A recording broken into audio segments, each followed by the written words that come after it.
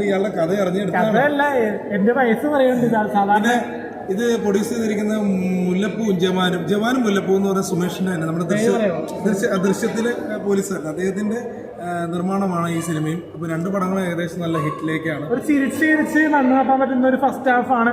Second ഹാഫിലേക്ക് വരുമ്പോ ഒരു വേറിട്ടൊരു ത്രില്ലർ ഇമോഷണൽ ഡ്രാമയിലേക്ക് വരും.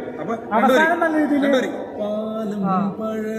കൈകളിലേന്തി പാലും പഴവും കൈകളിലേന്തി, ഓ പാലും പഴവും കൈകളിലേന്തി, പാലും പഴവും കൈകളിലേന്തി. പാട്ട് ഓർക്കുമ്പോൾ നമ്മൾ ആദ്യം ഓർക്കേണ്ടത് നമ്മുടെ ഗണപതി ചേട്ടനാണ്. ഗണപതി ചേട്ടൻ നമ്മൾ വിനോദയാത്രയിലൂടെയാണ് കണ്ടു തുടങ്ങിയത്. ഉണ്ടായിരുന്നു.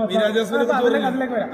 വിനയാസത്തിനുള്ള പടമായിരുന്നു മറ്റേ നമ്മുടെ ദിലീപേട്ടനും വിനയാസനും കോമ്പയുള്ള വിനോദയാത്ര. അപ്പൊ അതിലെ ആ ഒരു പാട്ട് ഗണപതി അറിയാണ്ട് പാടിയതാണ് സിനിമയ്ക്ക് വേണ്ടി ചേർത്തെന്നൊക്കെ പറയുന്നുണ്ട്. അപ്പൊ ആ പാട്ടിന്റെ